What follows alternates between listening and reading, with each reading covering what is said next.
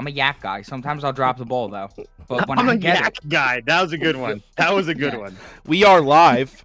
Good morning, everybody. And it is a great morning, especially because I made a lot of money last night. It was awesome. Best college football day of the year by far. Probably one of the best. Actually, I think week 2 last year I killed it. But one of the best college football days I've ever had. Finished plus 6.9 units. Oh, no, I lost Colorado. So 6.2 units. Awesome day. Toast and Beaver are with me. I can't even remember the last time we had this trio together. It was MLB early in the season, maybe. We're going through. This is the OG. Yeah, this is the original live stream lineup here. We are going through 13 NFL games. Obviously, there's one on Thursday, 2 on Monday. So let's get started. Let's run the intro. Welcome to the source. The source. Source. Hey, get the source. All right, first game up.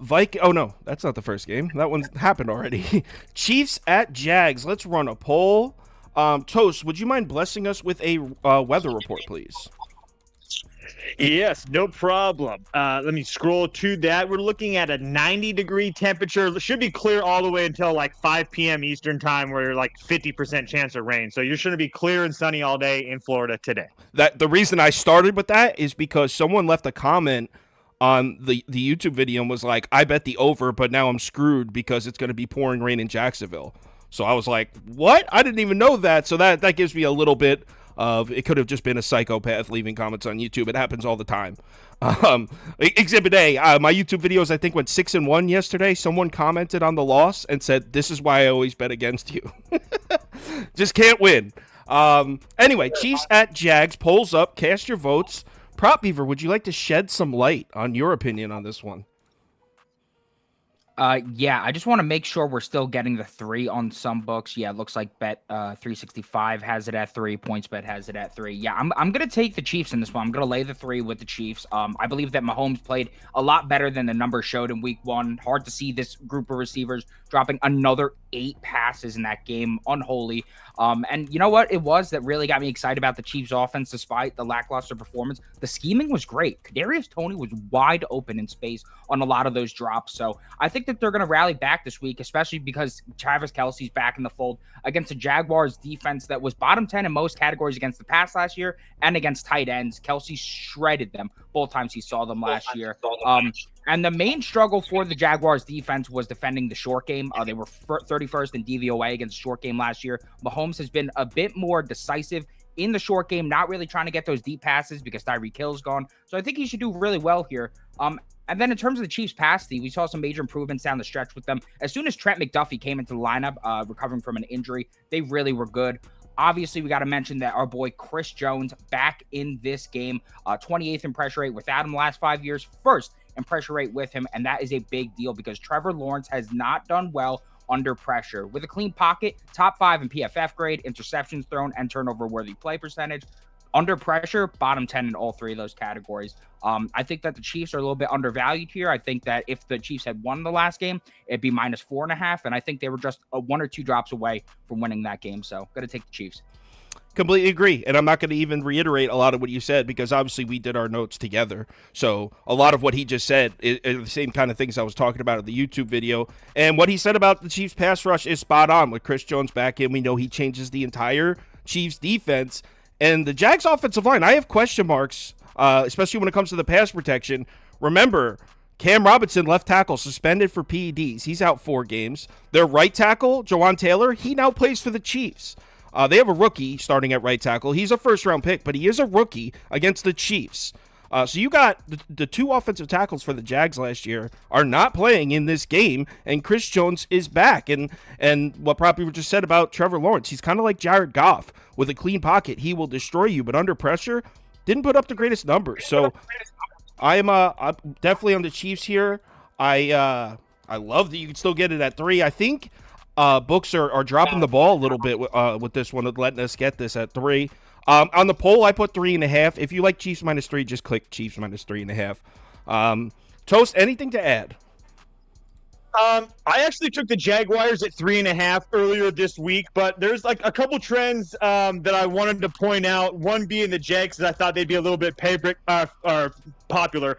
The Jags are only the 8th team in the last 20 years to start the game 1-0 straight up and then be listed as a home underdog in week 2. The previous teams that in that scenario went 1-6 straight up, 1-4 ATS, and they've been failing to cover the spread by almost 12 points. So if you are a Jags bettor, that's not a good one, but I'll take my chances with the Jags. I understand the Chiefs are heavy public, but the Jags have been good. They're like 7-0-1 against the spread at home their last 7. I understand all that was last year, but with public heavy on the Chiefs, I have no problem taking a small shot with the Jags plus 3.5.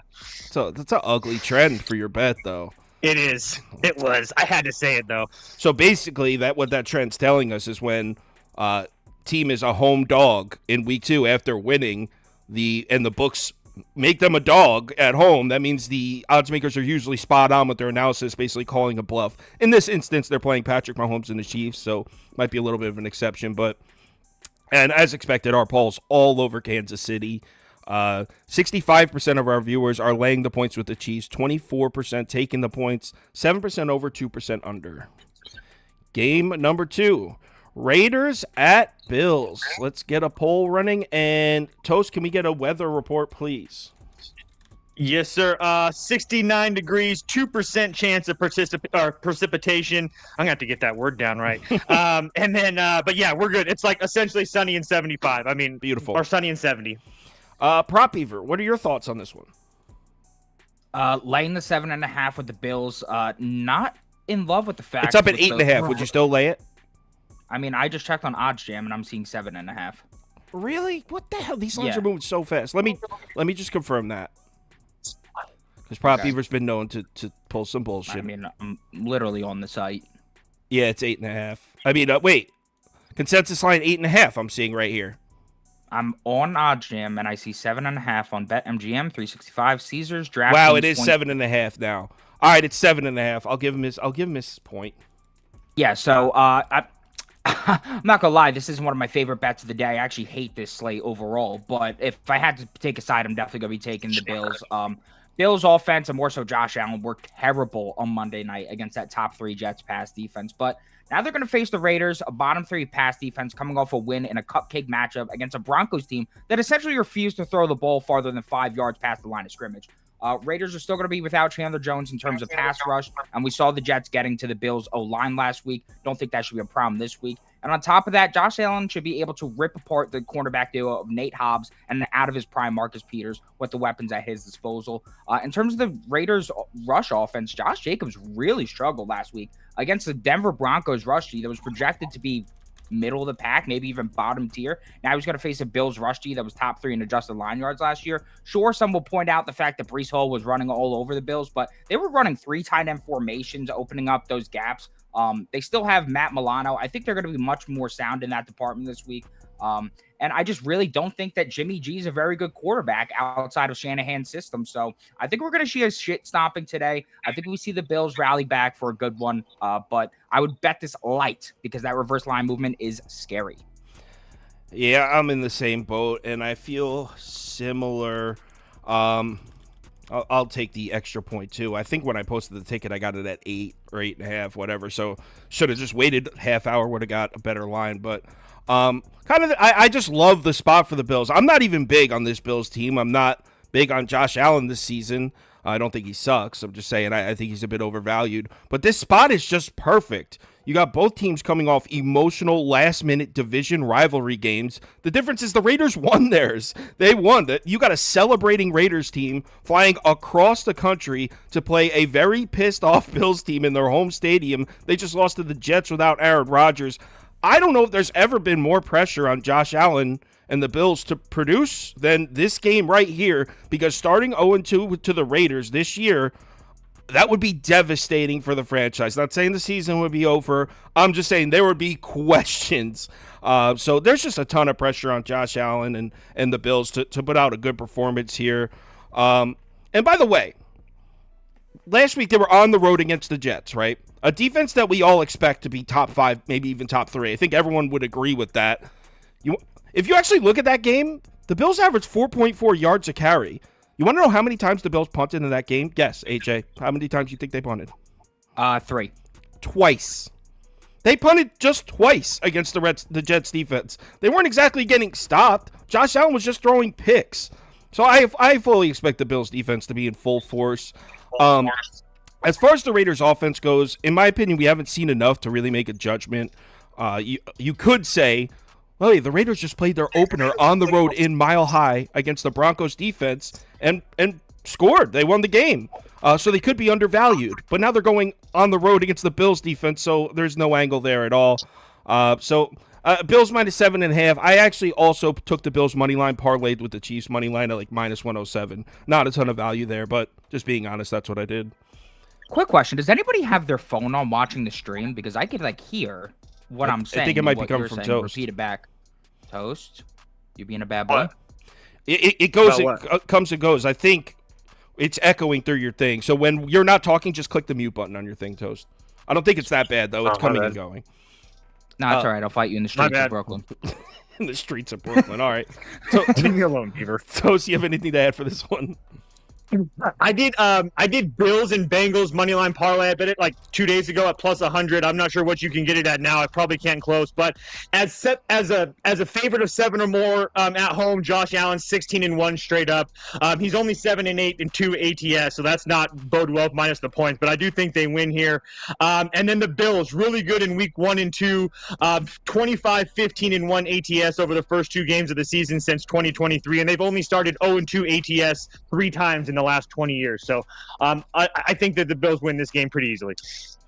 It looks like we're all thinking the Bills win, as I would assume most of this country is. But actually, according to our poll, Bills didn't win by that much. Just 48% of our viewers laying the points with the Bills, 35% taking them. So there's a lot of people betting the Raiders getting the points in this one.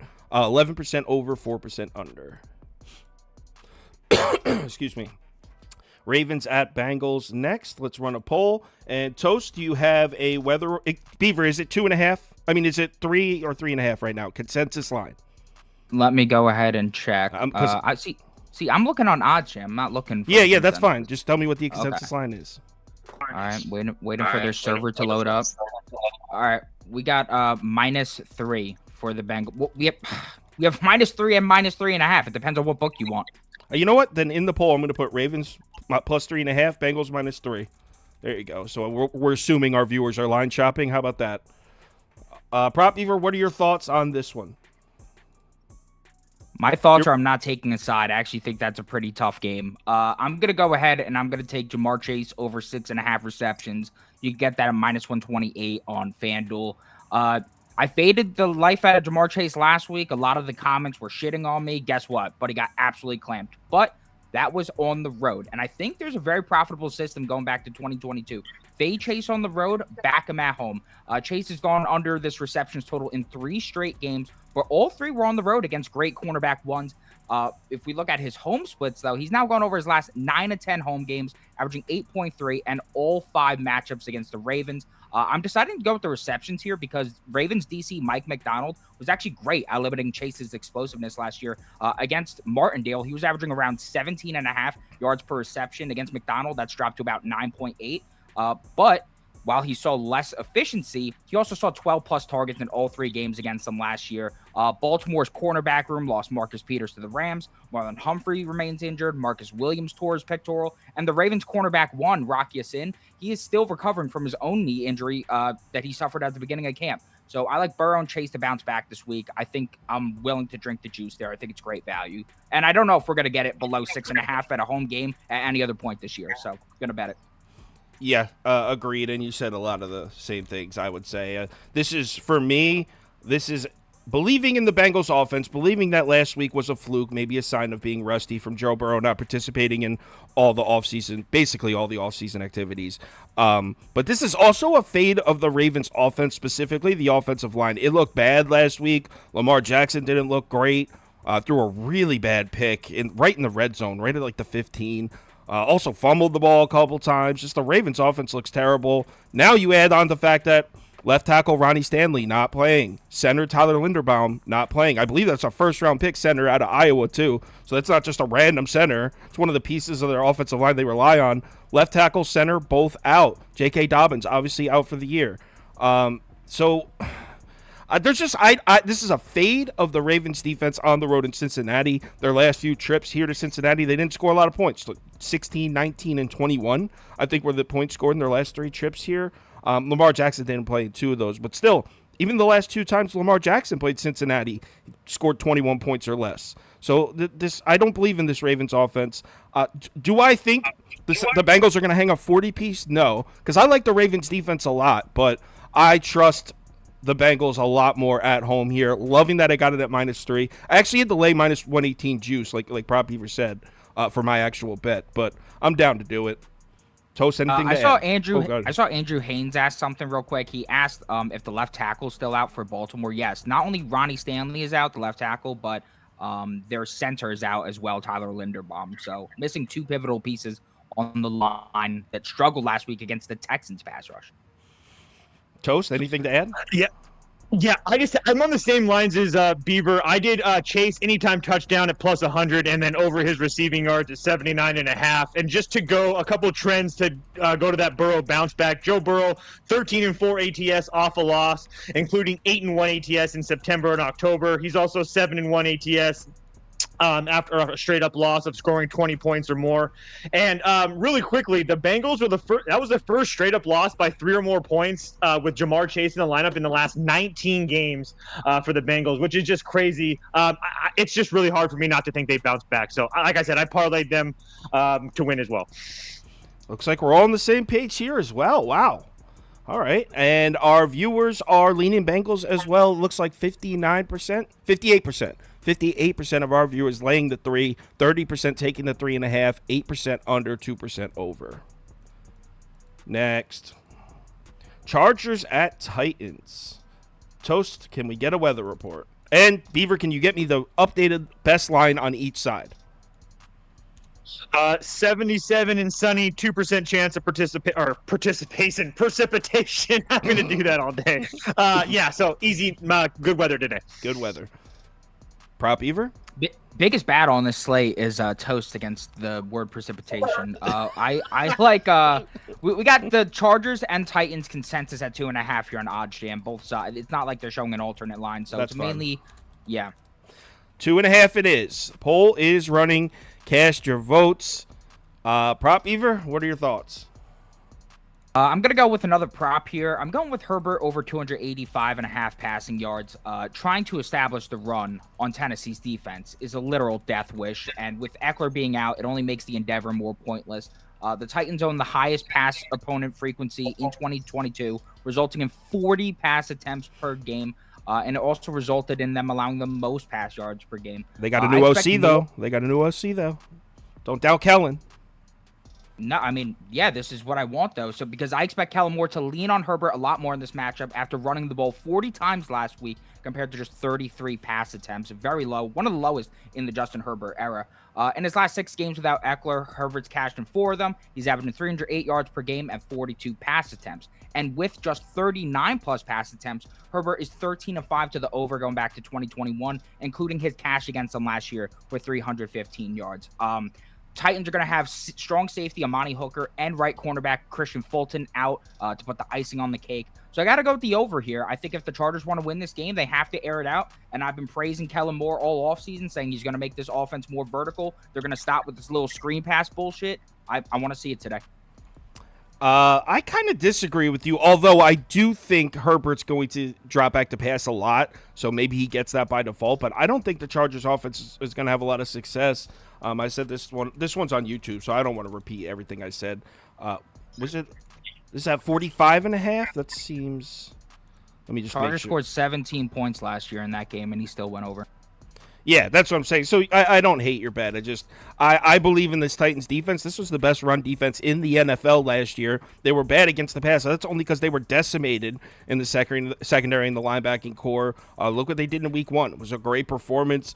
I know Derek Carr threw for 305 yards, which supports what Prop Beaver's saying. But if you watch that game, Derek Carr was not carving this defense up. And I expect there to be a lot of pressure on Justin Herbert because, like Prop Beaver said, they got to be dropping back. They're not going to sit there and come out and run the ball on the Titans like they did on the Dolphins. No chance in hell.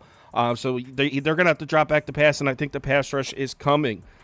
Problem is, the way to beat the Chargers defense is big plays, and the Titans just, at least through the passing game, aren't really a big play offense. Derrick Henry can break one, but they don't really have any over-the-top threats. I mean, at least with Ryan Tannehill throwing the ball, they don't. So I don't like the way Tennessee's offense matches up with the Chargers either. Tennessee runs one of the slowest paced games in the NFL too, so that always helps an under. Teams eating the clock, taking their time, chewing the play clock up.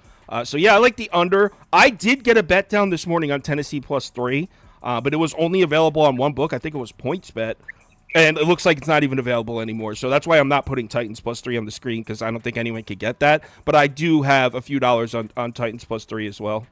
If you get, I wouldn't play it at 2.5, but if you can get it at the full 3, I think there's value there on the Titans in what I think is going to be a low-scoring defensive game. Yeah, so anytime I see a 3 or more with the Titans, I take it as soon as it comes out. Mike Vrabel as a dog of 3 or more, 24, 9-1 ATS against the spread. This is the spot I love to take Mike Vrabel and the Titans. And by the way, Justin Herbert as a favorite, 15, 17-1 ATS. Yeah, it's just this is the spot I love playing Mike Vrabel and the Titans are, so I'm going to continue to do it. Would you do it at 2.5? I got it at 3. I wouldn't do it at 2.5. No. Yeah, but I got it at 3 also. So that's why I got it at 3 also. So it's like, I don't know if you can get it at 3. Join me in toast. We both got it at 3, but I don't want to put it on the screen if you can't get it. Our poll definitely leaning Chargers, which is 57%. 57% of our viewers laying the points, 32% taking the 2.5, 8% under, 2% over. Yeah, so a decent amount of our viewers taking the under, which I could see. We'll say, though, that if you are betting the Chargers, this is the spot that Herbert does well in. When he's like on the West Coast, he's like a below 500 quarterback. But when he's in the Eastern time zone, he's 9-4 ATS. That dude is a road dog warrior. It's crazy. How does that make any sense? How does that make any sense? He's good on the East Coast. Anyway. Bro, you know I like my time zones. Let's talk Hawks. You tap on the East Coast as a fucking wagon. Let's talk Hawks. Updated line, please, Prop Beaver. I believe it's 4.5. Yeah, it is at 4.5. Let's run the poll. There's no weather report. This game is played in a dome. Yeah, that's why I didn't ask. I was about to say it. I was like, Toast, can you... Nope. Don't want to sound like a moron. So, Prop Beaver, why don't you start us off? God. Do it. I've been Take the Lions. Take the Lions. Probably one of my least confidence plays of the day, but I'm going with the Lions -4.5. Wrong. I just don't think the Seahawks are going to be the world beaters we saw in early 2022. If you look last year through 5 weeks of football, Geno Smith was looking like a top 5 quarterback. Everything was looking fantastic for him. Past that point, I mean, he just looked like a mediocre quarterback at best in terms of DVOA, sack percentage, completion over expected. In week 1, the guy couldn't move the ball against what projects to be a bottom 5 defense with little to zero pass rush, besides Aaron Donald. Now he's got to face a Lions defense who caught their stride toward the back end of 2022 and added key pieces to bolster a once pissed secondary. I don't know. Oh, and Geno Smith's starting left tackle and right tackle, Charles Cross and Abraham Lucas. Oh, they're both out. I can see Kenneth Walker doing some good work on the ground, but I straight up don't believe in Geno. And then on the other side, we got a Seahawks defense that just got cooked by a decrepit Matt Stafford, a 5th-round pick, and a gadget guy. It was pathetic. Now they got to face a Lion offense that was top 3 in points per game, 3rd down percentage, and red zone percentage at home last year. The team averaged 33.1 points per game.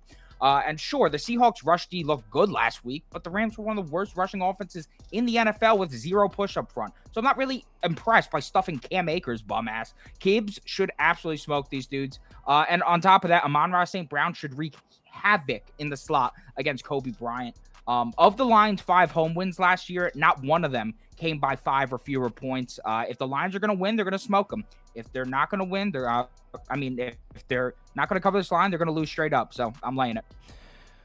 Ladies and gentlemen, this is a classic case of Prop Beaver overreacting to week 1 of an NFL season. What do you look for when you're looking for betting value, right?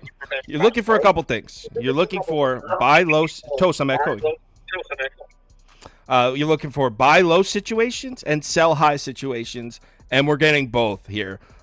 Lions coming off huge upset over the Chiefs on national TV. We all watched it.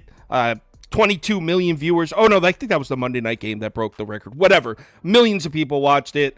Lions stock couldn't be higher right now, but they faced a broken Chiefs team without 2 of their 3 best players. Lions stock is soaring. It's time to sell.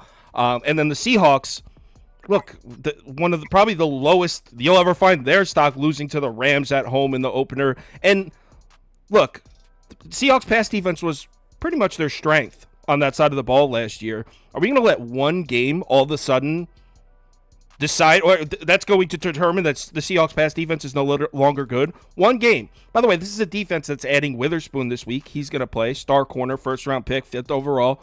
Bobby Wagner's back. Do we really think this Seahawks pass defense got worse from last year? No. It was one game. It was week 1. Let's not overreact. This line should be Lions -3.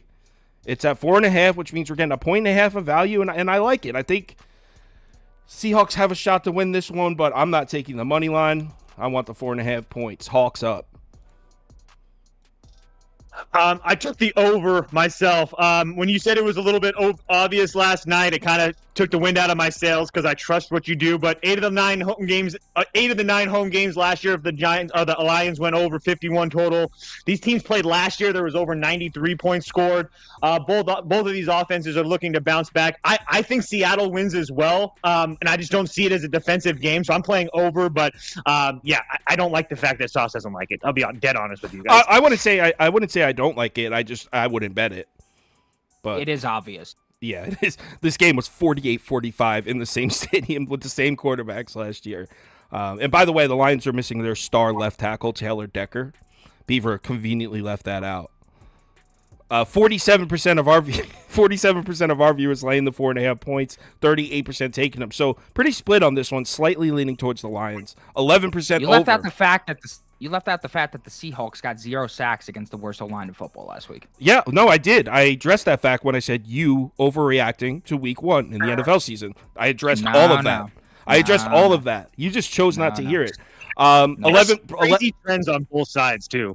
11% of our viewers are taking the over as well, Toast. So there's a lot of people out there that like the over with you. This game. Is this line at 1, Colts Texans, Beaver? Yeah. Colts +1, Texans. I did the same thing, bro. It makes me sick. Poll is running. Cast your votes. I'm letting you start. So go ahead, shed some light on this matchup.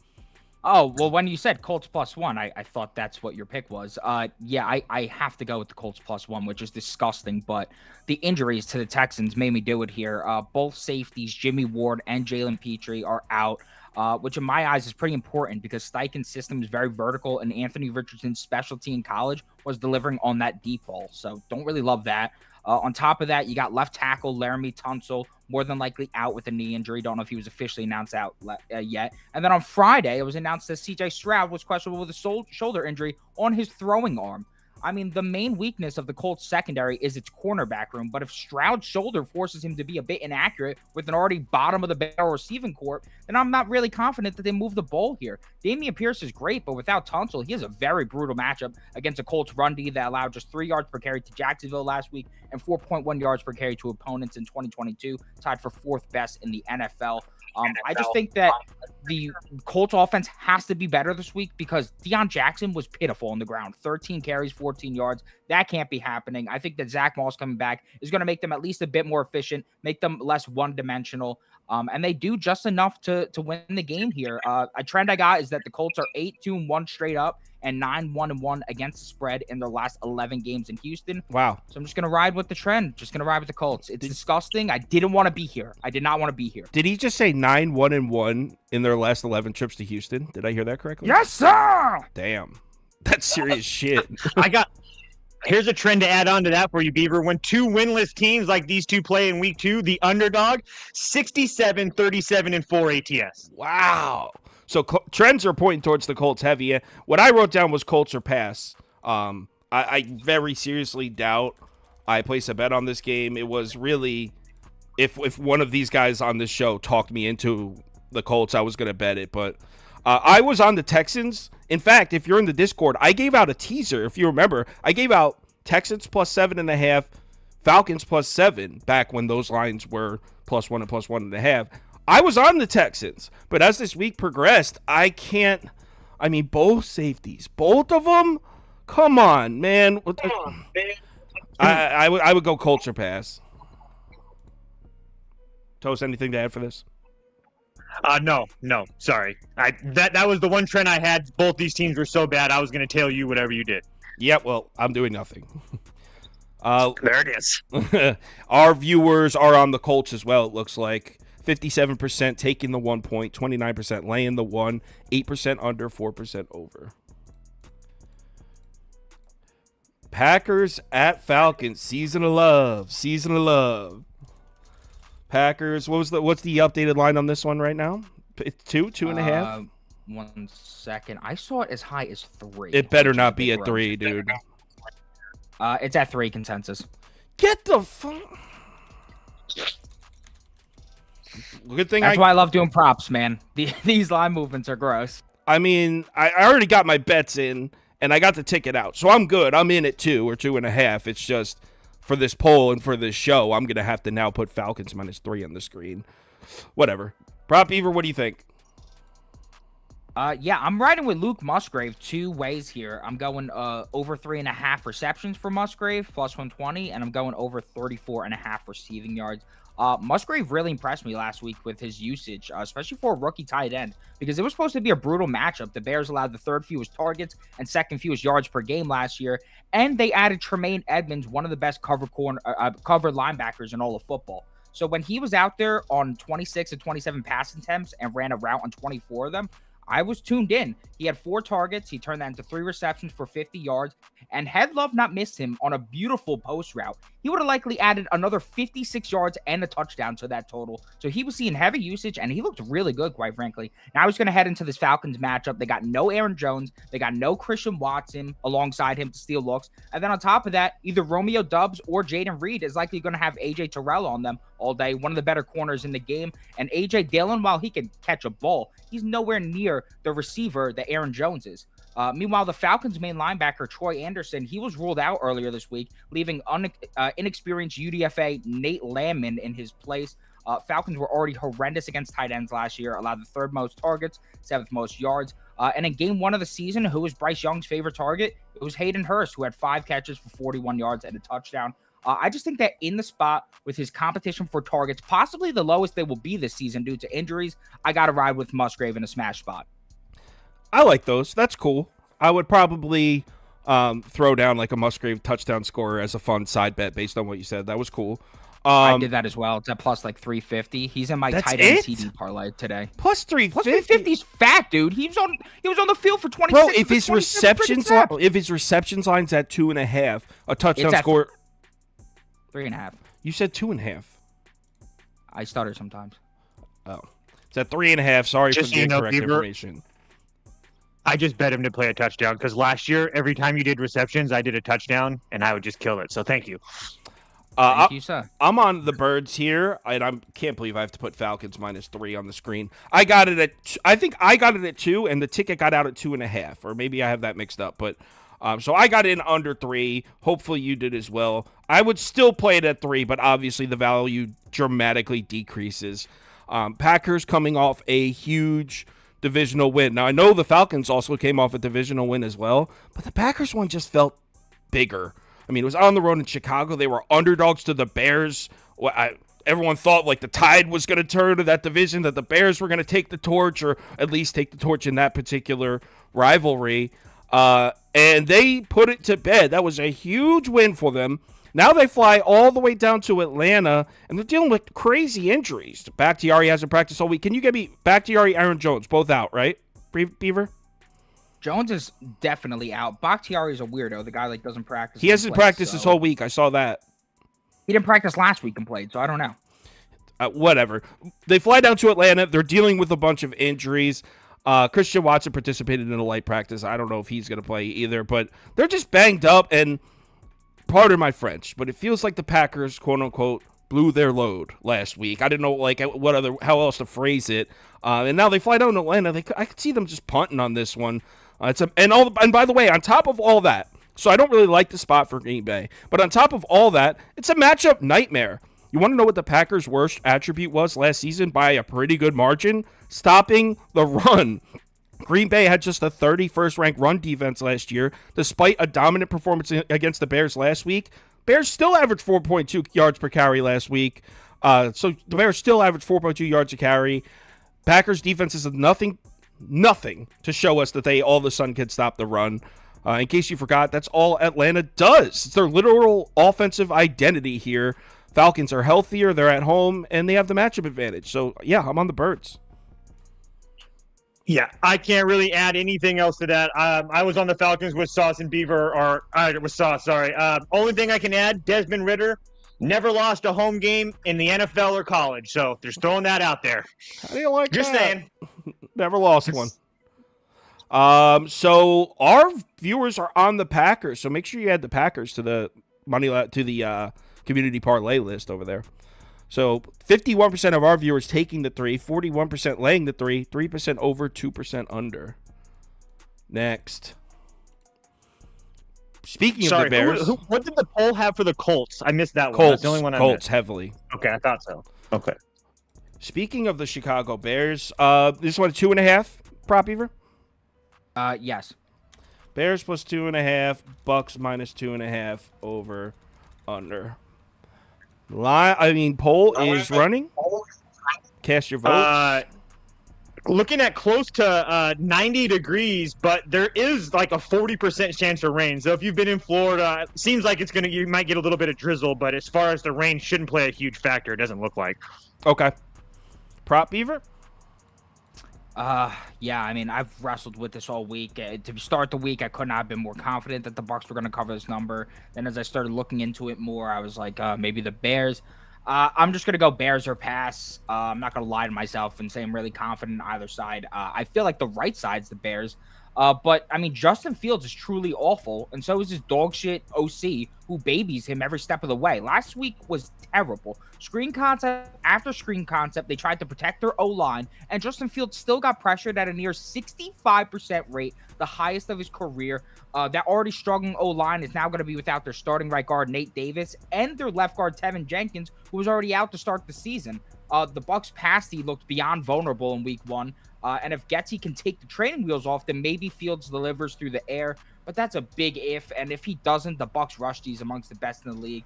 One thing I am kind of liking here is I think the Bears defense is going to have a much better performance here. And I mean, they said have no to one after- ever. Said no one ever.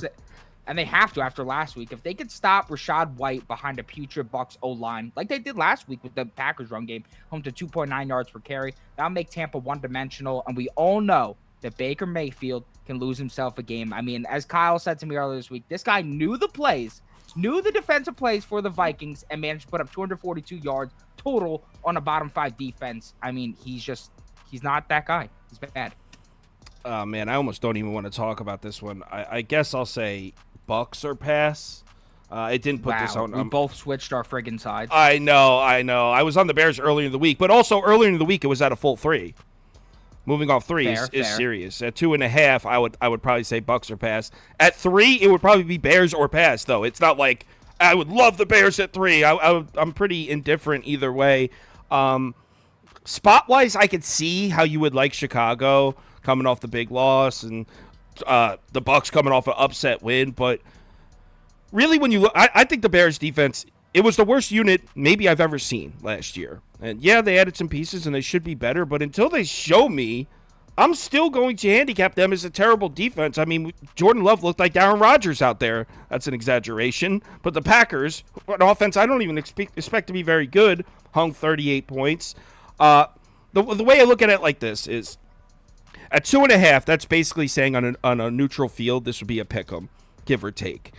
And do you really think the Bucks and the Bears are equal? No, I think the Bucks are like a 7-win team and the Bears are like a 5.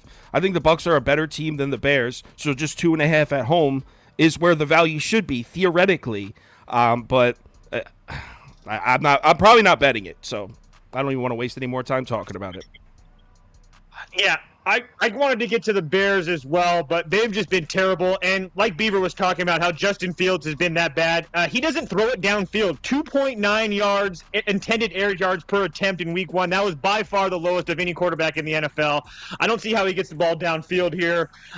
Yeah, it'd be Bucks or pass for me, but I'm personally not betting this game. Oh, you said Bucks or pass? Oh, all right. Yeah, I hate the Bears. They're like 6-24 as an underdog. I just can't get there in any way, shape, or form. I'll tell you what, if OC Luke Getsy calls the same game he did last week, the guy should be fired on the spot. He shouldn't even be allowed on the bus back home. Oh, you're going to put this all on him? Okay. I mean, dude, half of the reads were designed for him to throw a screen. I watched the game. It was horrendous play call. Yeah, there was But Justin Fields is bad, too. There was a horrendous across the board, I think, when it comes to the Bears. But 57% of our viewers are laying the 2.5 with the Bucks. 34% taking the 2.5. Next game. Giants at Cardinals. And this is a big game of chicken with the odds makers because they seem to like their position. It's at 4, right, Prop Beaver? I believe so. Let me go. I saw it at 4. Confirm real quick. I thought that it had gotten up to 4.5. It's at 4 mainly. Some books are offering it at 4.5. The entire. Let's blow this up so everyone can see it. Look how many people are betting the Giants. Everybody is betting the Giants here. Everybody. This line is now down to 4. The odds makers are daring us to bet the Giants in this game. It's crazy. Prop Beaver, are you taking the dare, or are you going to go razor sharp and take the Cardinals? Nah, I'm not taking a prop here. I mean, I'm not taking a side here. Get the hell out of here. This game is disgusting. It is. I'm taking a prop. I'm going to take my boy Darren Waller over 44.5 receiving yards. I got it earlier this week at 41.5, so I was pumped with the little CLV we got here. Main reason why I'm doing this is because I don't really think we got to see the Jones-Waller connection that had been the talk of camp in week 1. I mean, the first preseason game, the two were on the field together. In the first drive, Waller had 4 targets, 3 receptions, 30 yards. And then in week 1, I mean, there's nothing else to say despite the fact that the Giants O-line literally got murdered by the Cowboys defensive front. Jones had 0 time to look for his guys. 7 times he was sacked. 38.6 pressure rate. And Waller was just still 10 yards away from cashing this total, nabbing 3 receptions, 36 yards on 5 targets. And the rain is not going to be an issue today. On top of that, he's going to face a Cardinals pass rush that's amongst the worst in football. So he should have much more time to find his guys and, more importantly, find Waller. This Cardinals defense was terrible against tight ends last season. Allowed the 6th most yards per game, 6th most targets, 29th in DVOA. And while they brought in a new DC with John and Gannon as now the head coach, Logan Thomas last week had his receiving yards line set at 15.5, 17.5 heading into kickoff. The guy saw 8 targets and turned that into 4 receptions for 43 yards as the 4th or 5th option on the Commanders. Darren Waller is the number 1 option on this team. And I know people are going to be a little scared off by the fact that his hamstring's bothering him. Well, the guy's going to have to play this season. He's saying that it's not going to be enough to keep him off the field. And if he wants to be a value member of this organization, he's going to have to go out there, play, and produce. I think that happens this week. I love the line. Great bounce back spot for him. Yeah, I'm pretty sure he's on a 1-year deal or something too. So he's on, like, his contract situation is in a bit of a prove it thing. So yeah, that would help his case this year. This is one of those bets that comes down to you have an inner battle between your betting brain and your football brain. Your football brain obviously is like Giants -4, dude. Betting brain is clearly saying Cardinals +4 is the play. Kind of reminds me of the Colorado game last night. There was nothing you could find that would tell you Colorado State +23.5 was the right bet, but the entire world was on Colorado, and I sided with my football brain that laid the 23.5 with Colorado. My betting brain would have cashed. I'm going with my football brain again. I am laying it with Giants. I think the odds makers are off in this one. I'm not claiming to understand to be as good at this as they are, but I think that they're making a mistake letting us get this at 4. Look, what we saw from the Giants last week carries 0 weight. Nothing. We didn't see anything last week. You want to know why? It was pouring rain, and then the Cowboys scored a special team touchdown and a defensive touchdown early. So it was pouring rain, and they're down 13-0, the Giants immediately have to throw out their game plan. Everything, there's almost virtually no notes you can take from the Giants game last week, except maybe offensive line was struggling in pass rush, but you have to give some of the credit for that to the Cowboys offensive line as well. I'm looking at this as week 1 for the Giants because last week was just nothing. Pouring rain game where they were down 2 touchdowns on some bullshit. So Giants, as long as Daniel Jones doesn't turn the ball over, they should win this by a touchdown. Let's not let last week fool us into thinking the Cardinals are not as bad as we thought. They are. They fucking are. So give me the Giants -4. Super square, super public, but I think the odds makers made a mistake letting us get this number. Real quick, Dante Caesar asked if I would still play the Waller prop at 45.5. Absolutely. I think he's going to get 50 yards today. Toast, anything to add? Yeah, I played Waller touchdown at +200, and then just a couple of things about Daniel Jones. At home, 13-16 ATS, so not a great, but on the road or neutral, 19-8 ATS. That's a good thing. One other positive thing for for Daniel Jones. Jones 21-10 ATS in his career after a straight up loss, and 18-5 over the last 4 seasons. So that's good for Giants bettors. I'm just going to play the Waller receptions with Beaver and the TD. I don't really want to get involved with this game. If I had to bet it, I'd bet the Eagle or I bet the Cardinals. I just can't do it with the Giants right there. But yeah, I'm just sticking to the props in this one. If you're taking the 4 with the Cardinals, just know that you have my respect. You're a sharp motherfucker. Like, you have my respect. I can't do it. I would love to. I can't. And obviously, go ahead. The Cardinals this week are the Colts from last week. That's a team you bet if you want to really just like feel pain. And if that's the case, then it's going to look like the Cardinals are covering the entire time, and the Giants are going to score a late touchdown to cover this number. I'll take it, baby. Hopefully it's to Darren Waller. If it sticks to the script. Some crazy detailed trends that are in the Cardinals' favor that I've been reading. It's just crazy, like the trends that you can pick for either side. Our viewers are heavy on the Giants. 63% of our viewers laying the 4, 21% taking it. Next. 49ers at Rams. Another one where I think odds makers might have made a mistake here. 7 or 7.5. I got this at 7. I'm really pumped up about it. Probably at 7.5 on most books, though. Let me go ahead and confirm real quick. Where is this freaking the game? There it is. Okay. Just so you guys know, it's in California, sunny and 75. Beautiful. California. You could get 7 on FanDuel. You could get 7 on BetMGM. You could get 7. So I'm going to put. Yep. I'll put 7.5 for the Rams, 7 for the 49ers. Go ahead, Prop. You start. Yeah, for this one, I just don't like laying 7.5 points on the road in a divisional matchup. So what I did instead is I chose the 49ers money line and the Falcons money line to parlay at +115 on in that game. I know the 49ers own the Rams, but laying those points is way too many to me. I think the Rams got a bit lucky last week against the Seahawks team that in my mind was overvalued heading into 2023.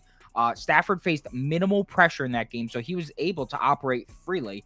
But the 49ers are not that. The 49ers pass rush is insane. And against Kenny Pickett last week, they registered an ungodly 46% pressure rate, bringing him down for 5 sacks. I think a much less mobile Matthew Stafford is in for a rude awakening after a great week 1. And then I'm going to parlay it with also they're 8-3, I believe, against the spread in their last 11 games at at LA. And I think they've won like 10 of those games as well, which is working in our favor. I parlayed it with Atlanta because, as you can see, books are scared of that money coming in on the Falcons. They should be, because the Falcons run game should dominate there. As Toe said, Ritter's 26-0 at home, going back to his college days. So that's what I'm going with. I think that's the best route, in my opinion. Like I said, I'm pumped. I got this one at 7 and another super square bet. And I don't know if I'd say the odds makers are making a mistake by letting us get this. It's more, I think their hands are a bit tied in this one. You have a Rams team. Just take a step back and think about this for a second. You have a Rams team that won the Super Bowl 2 years ago, had a bunch of injuries last year, had a bad year, but they started off the season going on the road and beating a playoff team. So you have the Super Bowl champion from 2 years back, goes on the road, beats a playoff team. How are you going to, in week 2, give them 9.5, 10 points? That would be absurd to do that. So I think the odds makers' hands are a little tied here. I think they have to have the line 7, 7.5, 8. But there's no question that I think the 49ers are more than 7 points better than the Rams, and I think most of you would agree with that. I know a lot of people are going to bet the Rams, just fading the overreaction, right? 49ers obviously look explosive as hell. They lit the Steelers up last week. That was bad. That was an absolute beatdown. 5.5 yards per carry. Brock Purdy had a 111 passer rating on the road in Pittsburgh, who was maybe the second half of the season when TJ Watt came back, maybe the best defense in football. Super impressive. So a lot of people maybe taking the Rams just to fade that overreaction. But you know what? There's overreaction on the Rams side as well. They're not better than the Seahawks. They beat them in week 1 in their home stadium, but I don't think the Rams are a better team than the Seahawks moving forward. Who's on that secondary? Name me who's on the Rams secondary that you trust. The 49ers are 10, 11 points better than the Rams in this stadium, and I'm happy to lay a 7 here. They look so good, and I think they'll continue to look good. And someone said, a Rams fan said the 49ers don't own us. Well, the Rams are just 1-8 in their last 9 against the 49ers. So, yeah, 49ers -7. Toast? Yeah, I bet this game as soon as it hits the boards. It's Kyle Shanahan versus Sean McVay. Kyle Shanahan, 10-3 ATS the last 13. 49ers -7 for me. It was a really simple one for me. Anytime these two teams play, I lay it with the 49ers, and it's not even a question. As soon as the line drops, I bet the 49ers. Yeah, it's the same. Dude, I just want to mention one thing. One thing that was sick last week is, you know how good Purdy looked? I checked Pro Football Reference. He was pressured on 56% of his snaps, and he looked that good. Really? Yeah. Also, so dude's an animal. That's something to keep in mind for tomorrow night's game. The Steelers were getting pressure. Oh, I got it in the video. Don't you worry. In the last 20 years, there's only been like 3 or 4 teams that this is like one of the biggest, largest road spreads in the last 20 years with 2 teams that are 1-0. The other times that it happened, the Chiefs were at the Raiders. Chiefs were -7. They won 28-10. Colts at the Titans. Colts were -7. Indy won 22-20. So, yeah, just interesting to see such a big spread. I think that is indicative of how our bookmakers think that the 49ers are going to kill them. Yeah. According to our poll, 70% people laying the 7, 21% taking the 7.5, 4% over, 2% under. Next game, I believe we're on the second last game now. Oh no, we have 3 more. Washington at Denver. Ooh, should be an offensive shootout here. Can I get a weather report, please, Toast, and the updated line from you, Beaver? You're muted. You're still muted. I know. I've got a new computer. I'm working here. I'm struggling here. 82 and easy. It's good day weather. Great weather. Beautiful weather. All right. Prop Beaver. 0 participation. Can I get the 0 participation? Yeah, I see the Commanders you could get at 3.5. You could also get it at 4, depending on what works best for you. Yeah. You know what? I'll give the poll 4. Over, under. All right, polls running. Go ahead and cast your votes. Prop Beaver, shed some light on this matchup. What do you think? I'm riding with my guy, Jahan Dotson. I know on last Friday's lean show, I was like, oh, this line's disrespectful. What the hell? And then on Sunday, I was like, yeah, I'm not taking the bet. This Sunday, I'm going to take my guy, Jahan Dotson here. Taking him what? Taking him how? Yeah, I know. Sorry. I got ahead of myself. I get excited. 46.5 receiving yards. I'm sorry. I got it at 42.5 early in the week on Twitter, but obviously line moves are crazy. He had 5 receptions for 40 yards last Sunday. Very pedestrian, but Dotson commanded 25% of the targets and 33% of the air yards against Arizona, and that's what is important to me. Now, on paper, you're facing a Denver secondary. You're probably like, dude, what the hell are you doing taking over against the Denver secondary? But that secondary is anchored by elite cornerback Patrick Surtain II, and Surtain II is a guy who shadows guys. FTM Fantasy, they actually have this great tool. It's called the Shadow Index, and it shows who actually follows the top receivers. Surtain followed Adams on 70% of his routes week 1 and only allowed 2 receptions for 11 yards. But Damari Mathis followed Jacoby Myers on 70% of his routes and allowed 7 receptions on 8 targets and 68 yards. Damari Mathis is the guy who is going to be on Jahan Dotson today. I expect this to be a great matchup for him. If you're looking at the cornerback receiver matchups, both on PFF and FTN. We're getting 40 extra points of value, taking Jahan Dotson, and he has the lower total in this one. Last week, the Broncos' rush D looked excellent, and what I think they're going to do is they're going to try and make Brian Robinson struggle at the line of scrimmage, try and make Sam Howell beat them through the air, and if somebody has to beat them through the air, then it's going to be my guy, Jahan Dotson. Let's not forget the fact that he's cashed his last 4 or 6 games going back to last year, averaging 63 yards per game. So I think that the Commanders have to move the ball some way, and it's going to be through my guy, Dotson. That was a very interesting speech. I'm on the commies here. Give me the Commanders and the points. Very cool. Both of these teams obviously look really bad in week 1. Everyone's taking Denver. Public's leaning Denver. Sharps are all over Denver.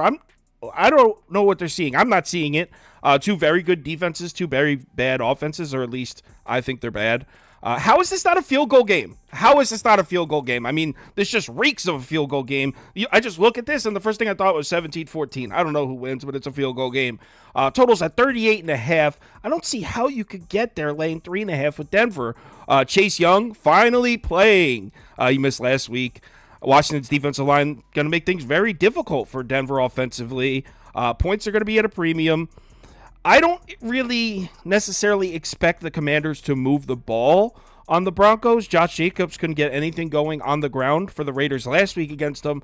But I will say, Jimmy Garoppolo, his first game as a member of the Raiders going into Mile High, he was able to make some plays. I think he only threw for like 210 yards or something like that. But I watched that game. He made some plays. Like Prop Beaver said, Jacoby Myers was ripping him up.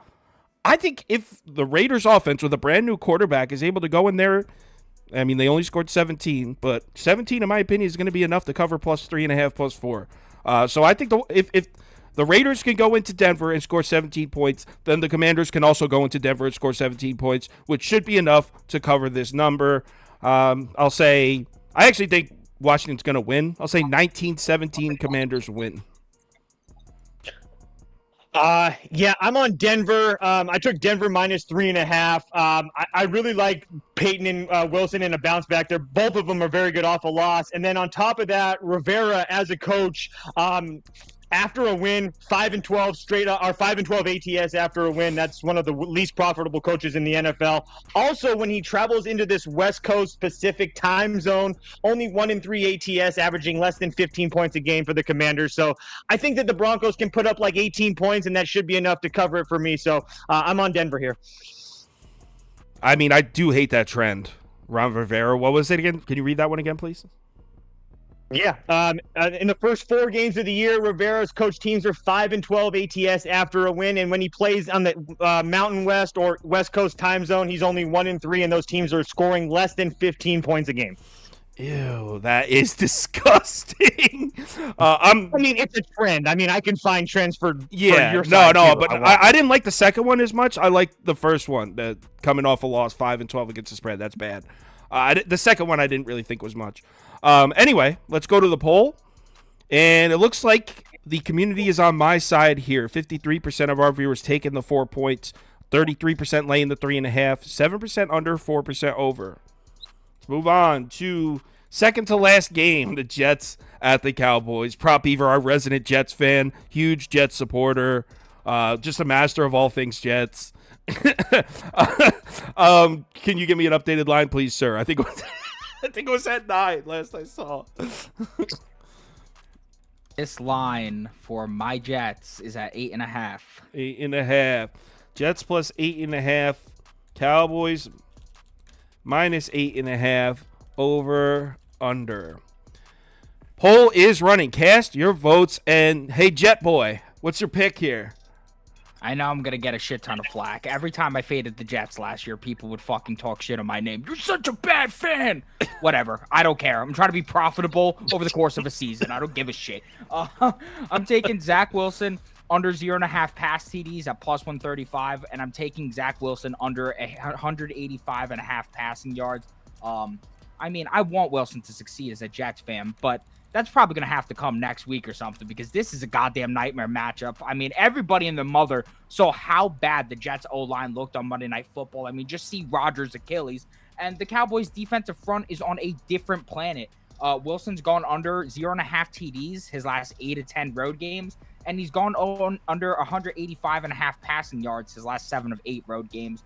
The Cowboys added Stephon Gilmore to an already unreal secondary, and I just think that Wilson's going to be rendered useless. O.C. Hackett knows to run the ball every chance they get. They were running 3 tight end sets out of the wazoo last week, and that's not really going to pick you up many yards if you're trying to throw the ball, which they shouldn't do because it's a death wish. So really what they should do is lean on Hall here, lean on Cook. They got 2 other running backs, and Michael Carter Jr. and Izzy Abanikanda. I'm not seeing much of a pass-heavy script here unless they get down, and I think the Jets' defense is too good for them to be down all that much in this game. So that's what I'm riding with here. Just really quickly, Sauce, I want to point out, since to add to Beaver's point with Wilson not being able to throw, 3.7 intended air yards last week. That was bottom 3 in the NFL. That's low. 3.7 attempted air yards. So you said you took the wind out of my sails because our notes are almost identical in that one. We didn't work together on this one too. He did this one from home. So yeah, I don't. This line is just an overreaction in my opinion. I'm taking the points. I got it at 9, but I would also take it at 8.5.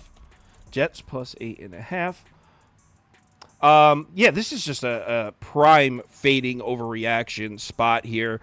Jets beat the Buffalo Bills in the opener, and they're rewarded by being 8.5-point dogs in week 2. That defense looked insane. I know the storyline was Aaron Rodgers gets injured, and what is he going to say on the Pat McAfee show or whatever you guys talk about? I don't know. How's the storyline not the Jets defense? That was insane what they did. That was a great performance. And on the other side, you already know what I said about the Cowboys-Giants game. I don't think there's many notes to take. Cowboys pass rush look good. But other than that, what do we really learn about the Cowboys team? Nothing. You want to know what they did on offense? Dak Prescott was 13 of 24 with 143 yards. He had a 72 passer rating. I'm not saying negative. It was pouring rain. I'm just saying we didn't learn shit about this team other than the pass rush is going to be good. But we knew that. Pass rush was good as hell at the beginning of last year, too. Cowboys rushing attack, just 4.2 yards a carry on the Giants defense that was the worst run defense in the NFL last year. Just 4.2 yards a carry. Again, pouring rain. I don't care. I'm just saying that 40-0 score is just really inflating the line here. Not to mention what the Cowboys do with the media is insane. 40-0 Cowboys win. They'll spark Twitter.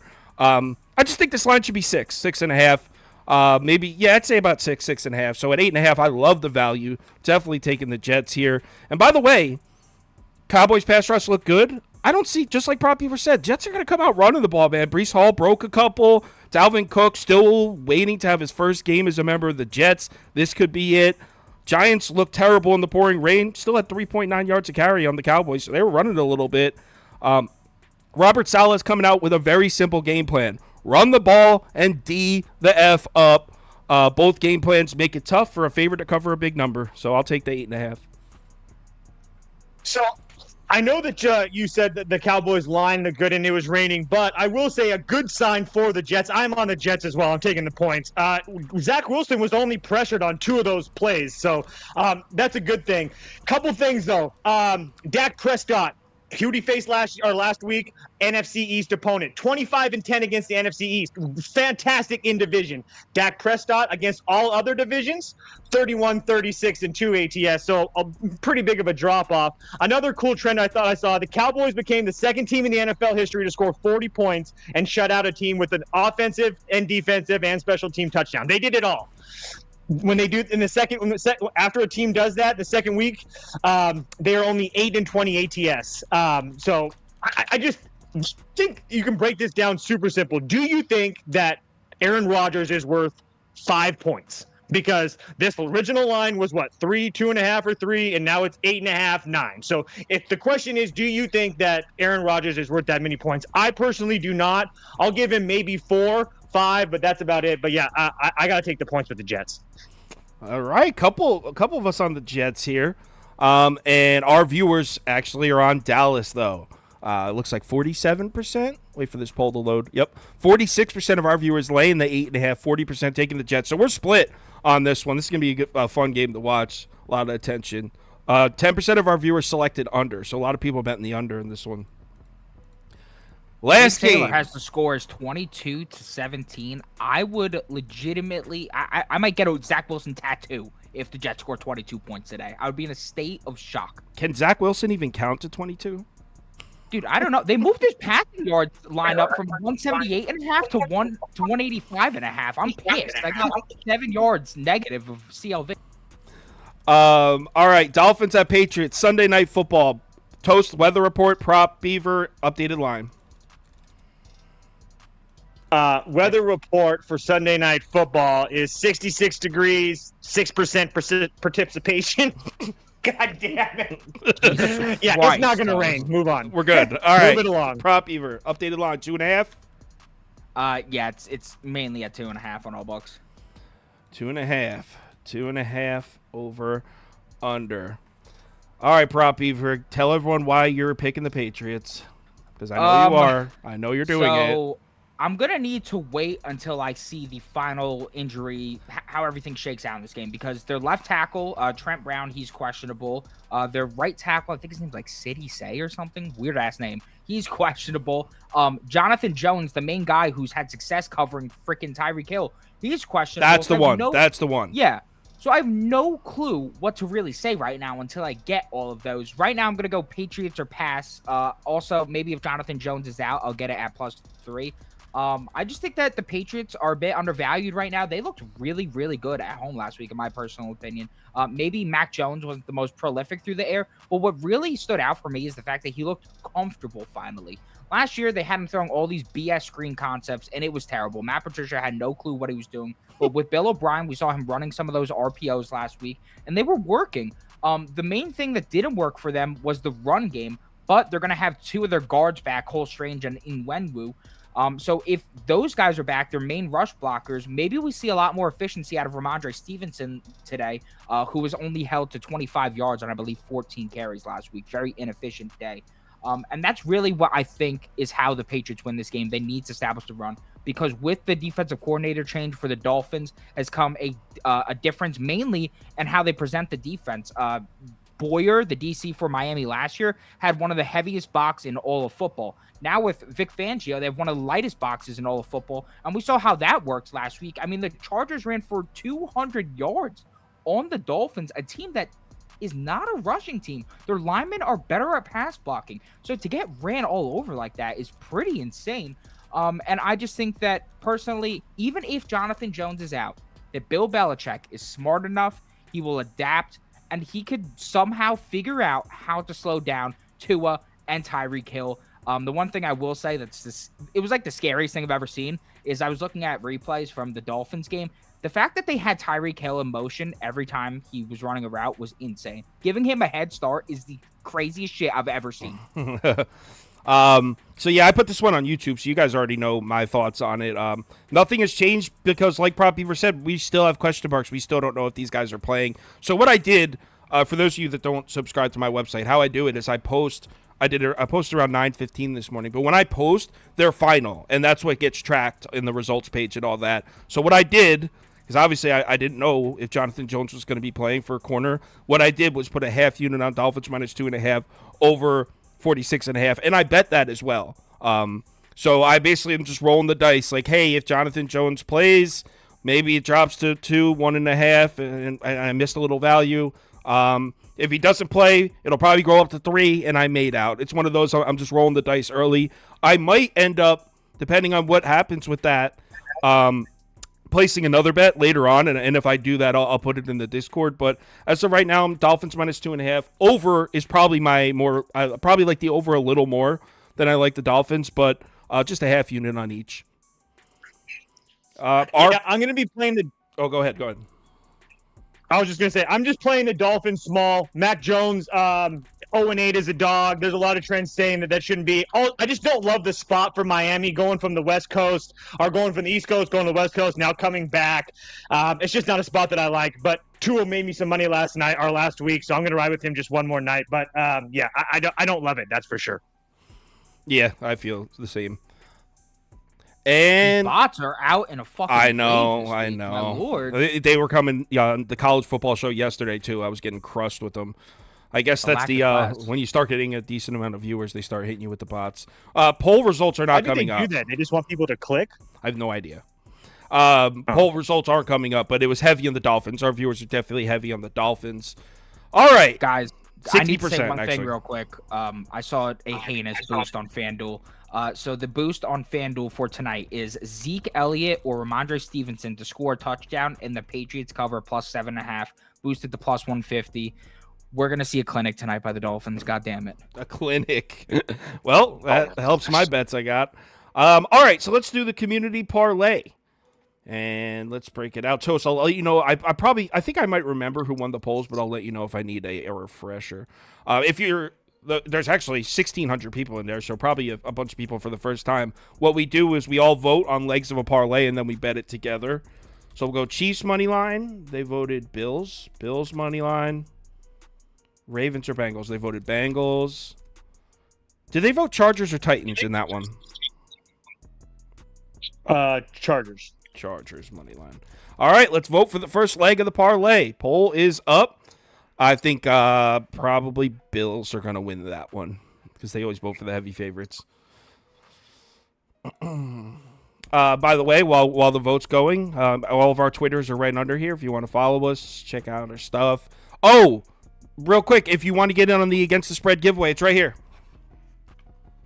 Signed Drake London mini helmet on the line. Last week's winner got a signed Keenan Allen helmet, a full size, not a mini. Just go to KyleKirms.com and make your 4 picks against the spread. You'll see it right on the homepage. Winner gets it. Actually, it's going to be the Chiefs. Let's end poll. I think it's the Chiefs, though. Chiefs it is. First leg, Chiefs money line. Let's go with. You want me to put this into a book? Yeah, please. Seahawks, Lions. Did they vote? They voted Lions. I think. Toast, correct me when you come back. And I know they voted Colts. Correct. Lions. They voted Packers. And did they vote Bears or Bucks? I think they voted Bucks. Bucks. All right. Leg number 2 of the parlay. Poll is running.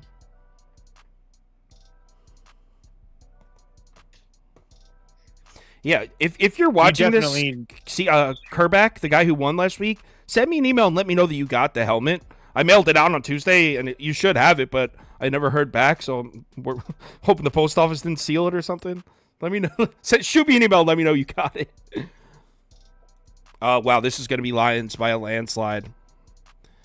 5, 4, 3, 2, 1, and it is Lions. Chiefs money line, Lions money line.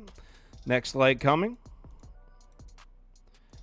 And that is all right, so we got Giants money line, definitely. 49ers, definitely.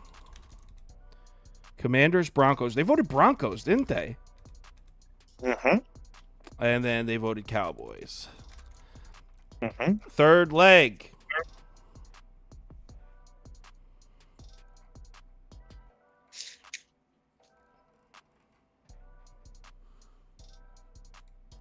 Wow, this might be 49ers by a landslide. Over 65% are 49ers. Yeah, I stop the poll right there. Yeah, I can end it. This is a blowout. 49ers money line, leg number 3. Fourth and final leg coming. So we have the Dolphins, and then we'll go with the 3 second place finishers, which were Cowboys, Packers, and then what was the other second place finisher up here? Bills.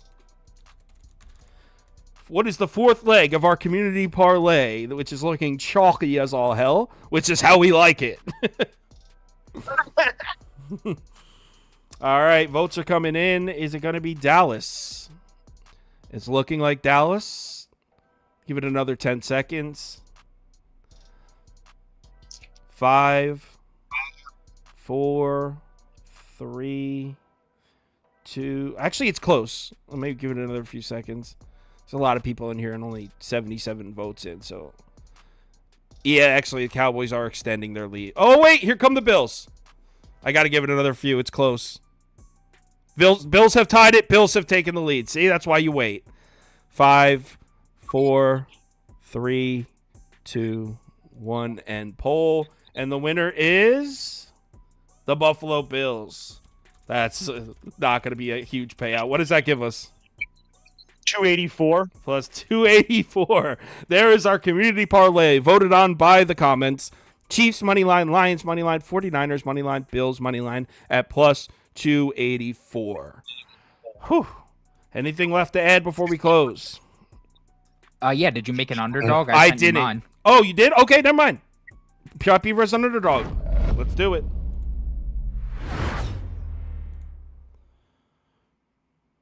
No, I didn't get a chance to this week. Let me find. There it is. So Prop Beaver has an Underdog. He's been. Actually, did you cool off? You were red hot. I hit that 5-piece McNugget last week. That was hype. Yeah, that was last week. Yeah, 20-piece. Wow. All right. So is this another 5-piece you sent in? Yeah, I sent the 5. I'm going for 5s. I want greatness. Go 3s. Because I'm not going for mediocrity. I'm going for greatness. Oh, you're going for greatness. And I see Wouldn't that be 6 though? No. Not quite They give greatness. Oh, okay. That's They give excellence. 3 square. He just wants greatness. Got it. All right, Prop My bad. Beaver, you have the floor. Explain your thing. Joey B, free square. As long as he doesn't get hurt, we're cooking. As I said, Justin Herbert needs to pass the ball in order for the Chargers to compete in that bowl game. Think he gets over that total with the pass attempts you'll see. Luke Musgrave, I really like the fantasy points because even if he doesn't get the yardage or the receptions I said earlier, he gets a touchdown and we're good. Zach Wilson under the passing yards. I would be shocked if he hits this. But then again, the line moved up, so who knows? And then Darren Waller, 44.5 receiving yards. Great line, great value. Should be a target whore this week. Love it. Another 5-piece McNugget that will pay out 20 times if he hits. He hit it last week. Going for back, that would be insane if you hit back-to-back 5-piece McNuggets. That's an Underdog pick'em, and if you don't have an Underdog account, it's available any state highlighted in orange in this map. So if you're looking at this and you're in one of these states, go over and make an Underdog account. You could just go to Underdog Fantasy, the website, or download the app. When you're making your account, make sure you use the promo code BET, B-E-T. That will give you a free $100 deposit bonus. So you deposit $100, they'll give you a free $100 to play with. Promo code BET, B-E-T. All right, it's Football Sunday. It's time to crack a couple cold ones. Enjoy the day. Remember to bet responsibly. Yo, there's 2 Monday night games. Me and Prop Beaver, we might be back tomorrow at 4 p.m., and we'll just do some props or something. Well, I'll let you know. But also, baseball show coming back this week. Finally, people have been accusing me of holding Toast hostage, like I'm holding it back. He's been on vacation for a month. This is true. So baseball show's coming back this week. Not every day. We'll probably do like Tuesday and Friday, like the good days. So I'll let you know on that as well. Everyone have a great day. Thank you for watching as always, and we'll talk to you soon. Peace, love.